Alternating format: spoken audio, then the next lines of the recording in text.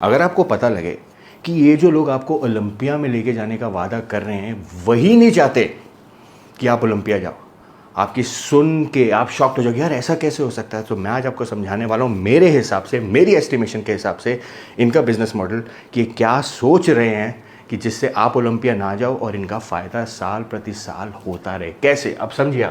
आप एक्सपो में जाएंगे एज अ पार्टिसिपेंट जब आप खेलेंगे वहाँ पे, जब आप जाएंगे, आप ऑब्वियसली आप एक बारी में तो प्रो बनेंगे नहीं। प्रो का मतलब कि आपके पास प्रोफेशनल आ जाएगा, कि आप प्रोफेशनल बन जाएंगे, राइट। तो आपको कम से कम 3 से 4 साल लगेंगे एक IFBB प्रो बनने में, विच मीन्स आपको 3 से 4 साल इनको हर साल 30-30, 40-40, 50-50 हज़ार देना पड़ेगा। तो ये आपको ये मिल्क करेंगे 3 से 4 साल। अब मान लेते हैं आप प्रो बन जाते हैं, IFBB प्रो बन जाते हैं इंडिया में, तो 4 साल दिया आपने, आपकी प्रेप का खर्चा हुआ, आपका सारा खर्चा, रजिस्ट्रेशन का खर्चा मिला के 25-30 लाख हो गया और आप प्रो बन गए। तो अब आप क्या करोगे, अब आप प्रो शो खेलोगे। अब प्रो शो तो इंडिया में थे ही नहीं कभी। प्रो शो तो अभी लास्ट दिसंबर में आए हैं इंडिया में, वो भी सिर्फ एक। सो व्हिच मीन्स 140 करोड़ की आबादी में से अभी तक सिर्फ 2 प्रो शो हुए हैं। दोनों किसने जीते हैं, हमारे कनेडियन भाई साहब ने, भुवन ने। सो पहला जब दिसंबर में हुआ मुंबई में, वो भुवन जीते, वो भी कंट्रोवर्शियल डिसीजन था।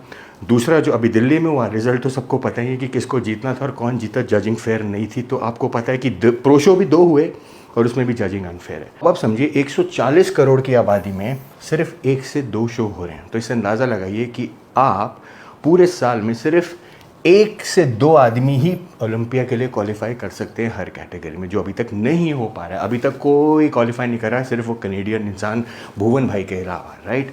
अब आप इमेजिन करिए US या यूरोपियन कंट्रीज़, वहाँ पे हर 15 से 20 दिन में प्रो शोज़ होते हैं, विच मीन्स हर 15-20 दिन, 1 महीने में कोई ना कोई ओलंपिया के लिए क्वालिफाई करता है। उनको तो 1 साल वेट नहीं करना ना, उनको तो 1 साल रुकना नहीं है।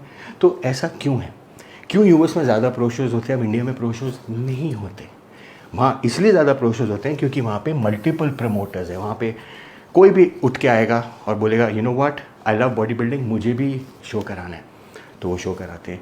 1 शो, 2 शो, 3 शो, तो ऐसे करते करते मल्टीपल प्रमोटर्स हैं IFBB प्रो शो कराने के। वो टेक्निकली पूरा बड़ा एक्सपो का तामझाम नहीं करते, वो सिर्फ छोटे मोटे शोज़ कराते हैं, जैसे यहाँ पे शोज़ होते हैं।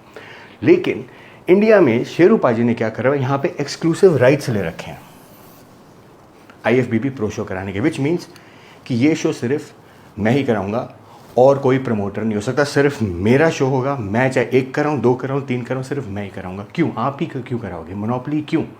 आप 1 से ज़्यादा भी तो शो करा सकते हो, 2 से ज़्यादा भी तो करा सकते हो, 5 भी तो करा सकते हो, और आप करा रहे हो। लेट्स से शेरू क्लासिक अगर आप देखें, ये मेक्सिको में हो रहा है प्रो शो, ये यूरोप में कई जगह, मेक्सिको में भी हो रहा है, इटली में भी हो रहा है, हर जगह प्रो शोज़ हो रहे हैं, यहाँ पे लोग क्वालिफाई कर रहे हैं।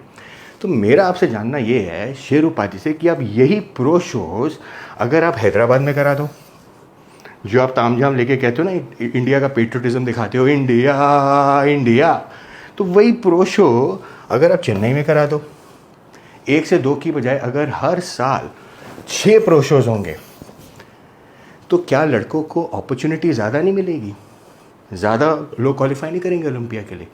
आप क्यों नहीं करा रहे? अब इसका रीज़न समझते हैं कि ये क्यों नहीं करा रहे। अगर ये ज़्यादा प्रमोटर आ गए इस बिज़नेस में प्रो शो कराने के लिए, इसका मतलब होगा कि यू विल हैव कंपटीशन, और कंपटीशन आ गया तो अब इनके शो में रजिस्ट्रेशन कम हो जाएगी, राइट।